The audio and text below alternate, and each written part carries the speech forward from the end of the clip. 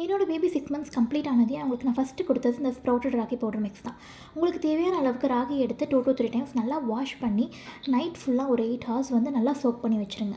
Next day morning வாட்டர்லாம் drain பண்ணிவிட்டு இந்த மாதிரி ஒரு ஒயிட் கிளாத்தில் நல்லா கட்டிட்டு ஒரு குண்டால போட்டு மூடி வச்சுருங்க. ஒரு நாள் ஃபுல்லாமே இந்த மாதிரி மூடி வச்சுட்டு அடுத்த நாள் மார்னிங் எடுத்து பார்த்தீங்கன்னா இந்த மாதிரி ராகி நல்லா முளைக்கட்டி வந்திருக்கும். இந்த முளைக்கட்டினதை நல்லா உதிர்த்து விட்டு வெயிலில் ஒரு நாள் ஃபுல்லாக காய வச்சு எடுங்க. இங்கே வெயில் இல்லாததுனால நான் வந்து ஃபேன் கடையில் ஒரு நாள் ஃபுல்லாக காய வச்சு எடுத்தேன். நீங்கள் இதை காய வச்சு எடுத்ததை வந்து வானிலையில் போட்டு வறுத்து பவுடர் பண்ண போகிறீங்க. நான் வந்து ஃப்ளேவருக்காக கொஞ்சமாக ஒரே ஒரு ஏலக்காய் வந்து ஆட் பண்ணுறேன். இது ஆப்ஷனல் தான், நீங்கள் ஆட் பண்ணுறதுனா பண்ணுங்கள். ஃபஸ்ட் டைம் வேண்டாம் அப்படின்னாலும் நீங்கள் ஆட் பண்ண வேண்டாம். இதை நல்லா வந்து வானிலையில் போட்டு வறுத்துக்கோங்க. வறுத்துட்டு நல்லா ஆற வச்சு ஞாபகம் வச்சுக்கோங்க, சிம்மில் வச்சு தான் வறுக்கணும்.